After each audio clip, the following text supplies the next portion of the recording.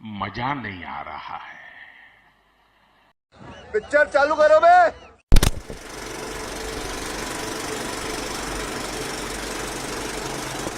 वारिस पठान जी, आज इंतजामिया कमेटी जो है ज्ञानवापी मस्जिद की, उन्होंने इंटरवेंशन की है जो प्लेसेस ऑफ वर्शिप एक्ट को चैलेंज किया गया है, और उसका अगर आप लैंग्वेज पढ़े तो वो प्रेयर, आप तो लॉयर है समझते होंगे, वो प्रेयर कम है धमकी ज्यादा है। कह रहे हैं कि अगर कुछ आपने किया डिक्लेरेशन जो पेटिशनर ने मांगी है तो इसके जो नतीजे होंगे वो ड्रास्टिक होंगे, उग्र होंगे। मैं पूछना चाहती हूं कि ड्रास्टिक होंगे, उग्र होंगे, देश का सौहार्द खराब हो जाएगा, देश में वायलेंस हो जाएगी, पार्टीशन हो जाएगी, इस तरह की भाषा क्या किसी प्रेयर में इस्तेमाल होती है? नंबर 1। और नंबर 2, धमकी किसको दे रहे हैं? आप तो अम्बेडकर जी में मानते हैं ना? बिल्कुल। देखिए नविका जी, सबसे पहले मैं शुरुआत करूंगा तो मैं यही कहूंगा कि आज तो 6 दिसंबर है, ब्लैक डे डेमोक्रेसी का है। क्या बोला तूने? 1992 के दिन हमारी बाबरी मस्जिद को धोखे से शहीद कर दिया गया था। उस वक्त भी हमने कहा था कि अगर यही चलता रहा देश के अंदर तो देश को किस दिशा में लेकर आप चले जाएंगे। प्लेसेस ऑफ वर्शिप एक्ट ये सब चीज़ को मद्देनजर रखते हुए बना था 1991 में कि आगे से जो भी धार्मिक स्थल हो 15 अगस्त 1947 तक के उसका आप नेचर कैरेक्टर चेंज नहीं कर सकते। मगर ये नहीं समझ रहे, ये बार बार लोअर कोर्ट्स में जाके सर्वे का ऑर्डर लाते हैं, सर्वे कराने की बात करते हैं। और आप हम तमाम ने देखा कि सर्वे के नाम के ऊपर ज्ञानवापी के अंदर क्या हुआ, हमारा वजू खाना सील कर दिया गया। सर्वे के नाम पर संभल में आपने हमने तमाम ने देखा कि किस तरह से 5 मुस्लिम युवाओं का कत्ल कर दिया गया, शहीद हो गए 5 मुस्लिम युवा। अरे झूठ बोल रहा है, ये झूठ बोल रहा है।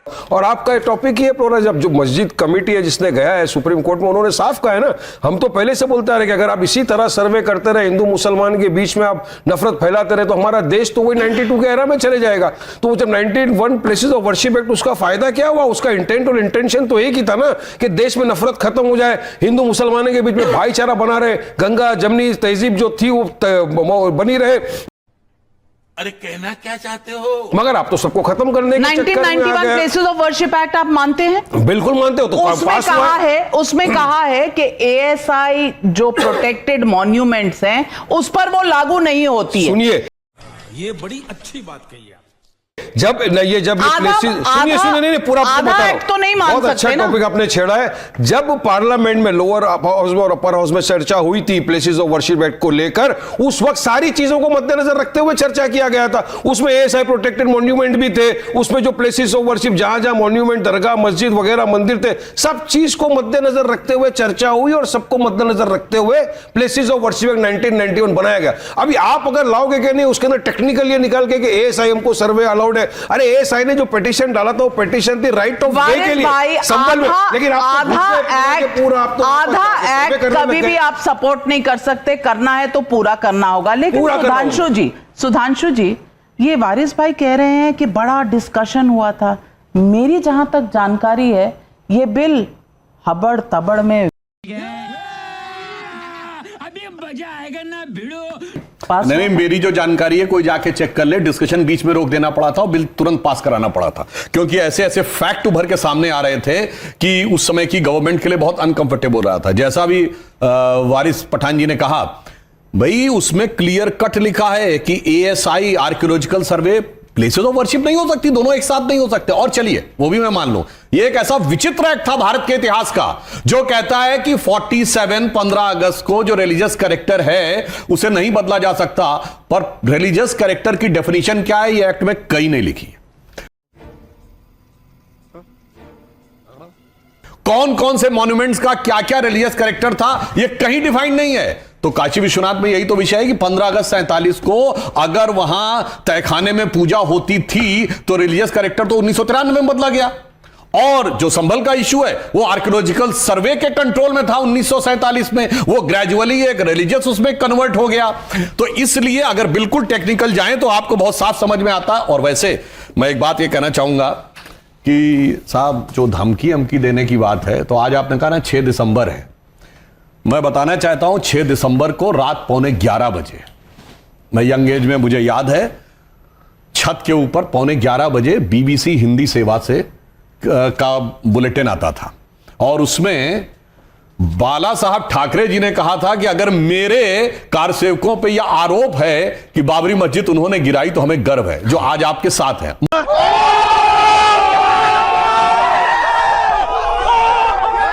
मगर मजे की बात है, शाही इमाम जो थे जामा मस्जिद के, इमाम बुखारी, उनका जानते हैं, कोई रिकॉर्डेड हो तो बीबीसी में जाकर कोई सुन सकता है। उन्होंने कहा बड़ी लो टोन में बाबरी मस्जिद मिसमार कर दी गई है, हम हर आदमी से ये अपील करते हैं कि अमन चैन बना के रखे। एंड द सेम शाही इमाम 1987 बोट क्लब की रैली, उन्होंने ये कहा कि राजीव गांधी सुन लो, तुम्हारी हुकूमतें हमारी कदमबोसी करके ही रही हैं, तुम्हारी मां भी हमारे आगे झुककर ही हुकूमत करती थी और तुम्हें भी झुकना पड़ेगा।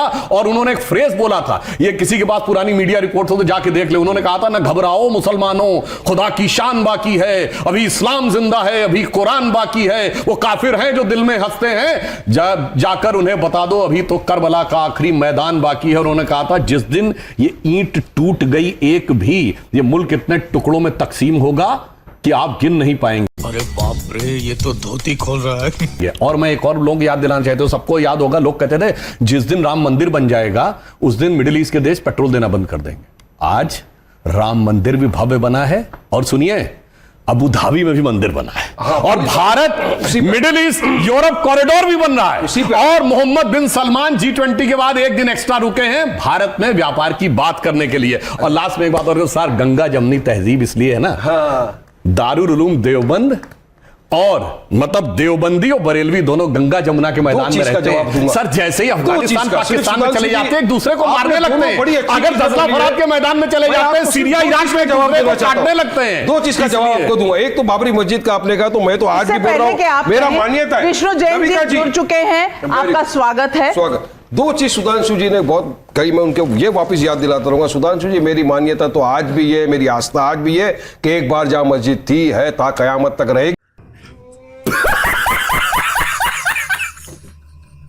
आपने धोखे से हमारी मस्जिद को शहीद कर दिया, लेकिन आज देश ने एक चीज देख लिया है पूरी तरह से, दुनिया ने एक चीज देख लिया कि सुप्रीम कोर्ट तक ने कह दिया था कि वहां पर कोई प्रमाण नहीं मिले कि मंदिर को तोड़ के मस्जिद बनाई गई है, लेकिन आज एक प्रमाण पूरा दुनिया देख रही कि मस्जिद को वाकई में शहीद करके तोड़ के आपने मंदिर में बनाया है। अबे साले, तभी मेरा माफ करना, गुस्से में इधर उधर निकल जाता हूँ। बात नंबर 2, आपने कही बाल ठाकरे साहब खुश हुए थे, बिल्कुल बाल ठाकरे साहब, और ये साथ में आने आजकल कांग्रेस और समाजवादी। 10 सेकंड, बहुत इंपॉर्टेंट टॉपिक आज की बोलना चाह रहा हूं मैं। अभी जो इलेक्शन गए, मुसलमानों ने भर भर के वोट दिया उद्धव ठाकरे की पार्टी को, कांग्रेस साथ में थी, समाजवादी साथ में थी। आज उद्धव ठाकरे शिवसेना का जो है, उनका जो मेन नेता है मिलिंद करके, उन्होंने ट्वीट किया। क्या ट्वीट करके बोल रहे मालूम है? हमको गर्व है, हमने बाबरी मस्जिद को शहीद कर दिया। सोचिए, 90% मुसलमानों के वोट लेने के बाद आज ये महाराष्ट्र के अंदर जो मुसलमानों के साथ धोखाबाजी, गद्दारी के जरिए, इसका आप कौन चल झूठा जवाबदारी देगा? मैं तो कांग्रेस वाले को बोलूंगा, मैं तो समाजवादी वाले को बोलूंगा, मैं राष्ट्रवादी को बोलूंगा कि शरद पवार जी आइए, बताइए क्या आप इस बात का खंडन करते हैं या आप इस बात का सपोर्ट करते हैं कि 90% जिन्होंने आपको वोट दिया उनका नेता आके बोल रहा है कि हमको गर्व है, हमने बाबरी मस्जिद को गिराया। अब ये मुसलमानों के साथ धोखा नहीं हुआ तो क्या हुआ? ये मुसलमानों की पीठ में खंजर नहीं भोंका तो क्या हुआ? आप बार बार बात करते हैं कि सुप्रीम कोर्ट की जजमेंट ने कहा कि यहां कोई मंदिर नहीं था। सुप्रीम कोर्ट ने कहा कि इसके नीचे एक स्ट्रक्चर था, और अभी तो रुको, क्लाइमैक्स अभी बाकी, लेकिन वो इस्लामिक नहीं था। एक मिनट, मैं बताता हूं। सुप्रीम कोर्ट ने जो कहा, उसने कहा 12वीं शताब्दी से पहले यहां पर कोई मंदिर था, उसका आर्कियोलॉजिकल एविडेंस नहीं मिला। और मैं चुनौती से कहता हूं, अगर आप डॉक्यूमेंट्री एविडेंस को नकार दें तो 6 दिसंबर 92 से पहले वहां कोई स्ट्रक्चर था, इसका कोई आर्कियोलॉजिकल एविडेंस आज नहीं है। जब कोई चीज डिस्ट्रॉय हो जाती है उसका कोई आर्कियोलॉजिकल एविडेंस नहीं बचता है। और एक बात मैं इनसे कहना चाहूंगा, ये लोग कैसे लड़ाई लगाते हैं? सुनिए, इसी हिंदुस्तान में, सर एक मिनट, चुप कर बे कुत्ते। इसी हिंदुस्तान, सर पूरी बात सुन लीजिए, इसी हिंदुस्तान में एक और मस्जिद तो शहीद हुई, शरारे शरीफ, सदियों पुरानी मजार जलाकर खाक कर दी गई और मस्तगुल पाकिस्तान भाग गया। एक मुसलमान उसके लिए छाती नहीं पीटता।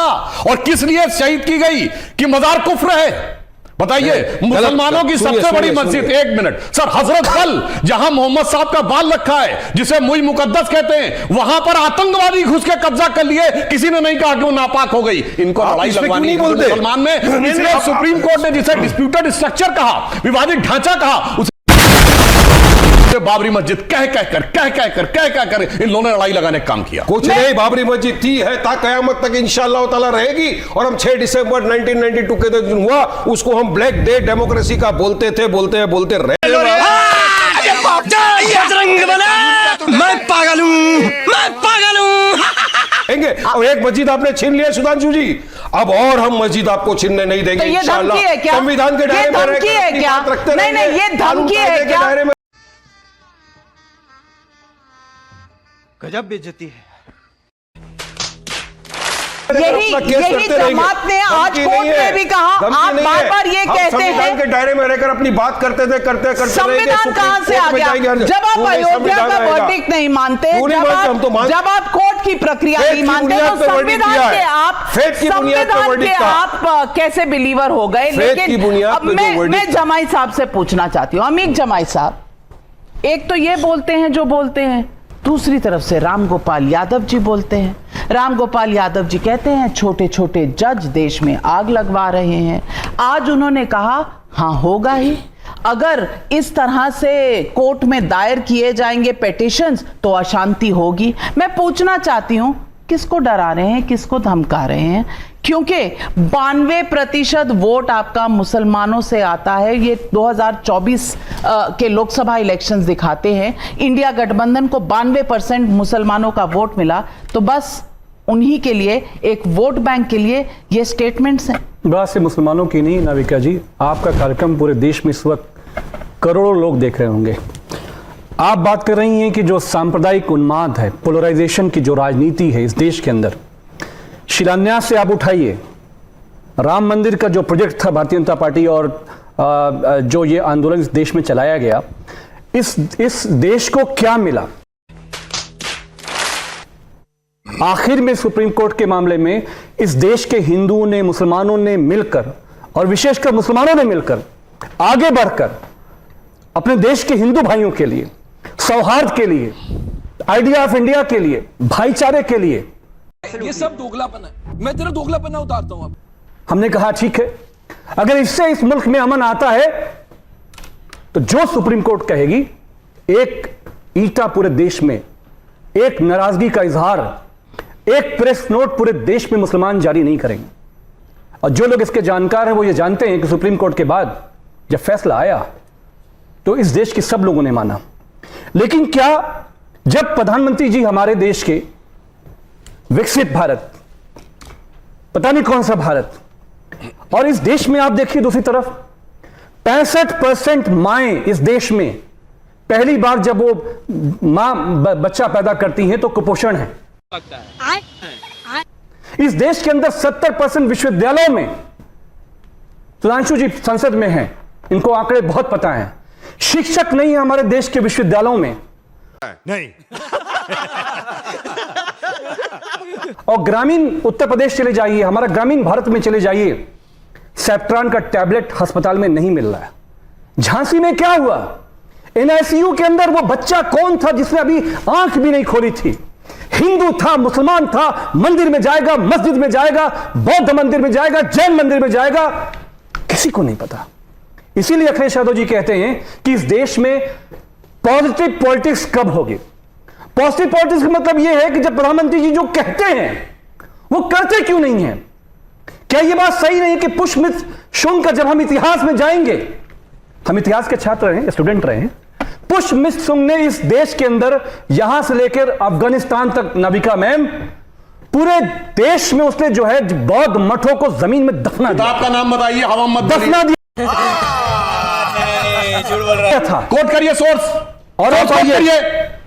हवा में झूठ मत बोलिए, सोर्स कोड करिए, सोर्स कोड करिए, सुधांशु सोर्स कोड करिए, और एविडेंस नहीं, एविडेंस किताब बताइए, सोर्स कोड किताब बताइए, और सुनिए, फैक्ट पर बात जैन मंदिर, अच्छा ये जैन मंदिर, गुजरात में जैन मंदिर, जहां भारतीय जनता पार्टी को मौका मिलता है जैन समाज पर चढ़ाई करने का काम करते हैं, और एक सैकड़ों साल पुरानी मंदिर पे हिंदू समाज के लोगों ने कब्जा कर लिया। और गोमती एविडेंस है, गोमटगिरी आंकड़े हैं, गोमटगिरी मध्य प्रदेश में क्या हुआ, कोई तेरा तो गेम बजाना पड़ा। डॉक्यूमेंटेशन है जिसके बेसिस पर आप ये गोमटगिरी मध्य प्रदेश में क्या हुआ। हमारे जैन साहब बैठे हैं, हो सकता है कि गैर हिंदू हैं, जैन समाज की भी इनको थोड़ा चिंता हो, ये बता देंगे। गोमटगिरी में हिंदू समाज के लोगों ने मंदिर को कब्जा किया। मेरा सवाल सिर्फ ये है कि ये जो हजारों साल के इतिहास हैं, मंदिर खोदना, मस्जिद खोदना, बौद्ध मत खोदना, जहां पे जिस मंदिर में जाइए बुद्धा की मूर्तियां निकलती हैं। कल लोग आएंगे, कहेंगे साहब मंदिर गिराइए, मंदिर का सर्वे कराइए, यही होगा इस देश के अंदर। मैं सुधांशु जी से पूछता हूं, प्रधानमंत्री जब ये कहते हैं कि हम इस देश को दुनिया में आगे ले जाना चाहते हैं, दुनिया में हम नेता बनाना चाहते हैं, आप नेता नहीं, इस देश को आग लगाकर खाक कर देना चाहते हैं। कैसे कैसे लोग रहते हैं यार यहाँ पर। चलो तुमको पागल कुत्ते का गाड़ी उठा के ले जाएगा, बता रहे हैं हम। अब मैं बताता हूं सरेआम कैसे झूठ बोलता है कोई व्यक्ति दिखाई पड़ रहा है। अरे देवा, ये गड़बड़ है बाबा। अभी वारिस पठान ने बोला जूनागढ़ गुजरात में क्या हुआ, पूरी बात बोले। अब आप बोल चुके सर, जैन मंदिर कब्जा किया आपने, आप बोल चुके, आपने जैन मंदिर कब्जा किया कि नहीं सर? बोल भाई, गोमटगिरी मध्य प्रदेश में जैन मंदिर पे कब्जा हुआ कि नहीं? अब आप बोल हम जाए, क्या तरीका है? जाए बोल चुके ना। अरे कौन भौंक रहा है ये बदतमीज? अरे हम कह रहे अब हमें बोलने की दंगा करवाएं, कुछ करवाइए, जैनों को लड़वाएं, हिंदुओं ये धमकी किस बात की? यही राजनीति है आपकी। देश में संविधान है, कोर्ट जाइए। अब देखिए अमीक जमाई जी ने आए बाएं साएं बोला। अभी उसका पहला प्रमाण ये कह रहे हैं मुसलमानों ने बड़ा उदार हृदय दिखाया और सुप्रीम कोर्ट को स्वीकार किया। भैया कान में तेल डाले बैठे तो बारी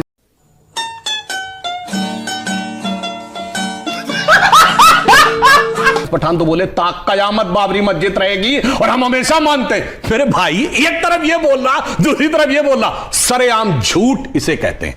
अब आइए आपने इस प्रकार की बात कही कि बौद्ध धर्म को नष्ट किया गया, तो मेरे बात आप नहीं बता पाए। मैं किताब का नाम बता रहा हूं। नहीं। अरे भाई आप अभी तो मत बोलिए, आप बोल चुके हैं। रोमिला थापर से लेके इरफान हबीब से लेकर सबकी किताब कोट कर दूंगा। आप किताब कोट करो। क्या पुष्पमित्र सिंह आपका हीरो है? ओके आपका हीरो है? भैया चिल्लाओ नहीं, जाओ किताब कोट करो। आपका हीरो है? अरे भाई किताब कोट कर रहा हूं। पुष्पमित्र सिंह आपका हीरो है? आपका हीरो है? अपने टाइम पे बोलेंगे, किताब का नाम बताइए। किताब का नाम है अशोकावदान, जो अशोक की ऑटोबायोग्राफी है। मेरा भाई कान खोल के सुन, बस हवा निकल गई।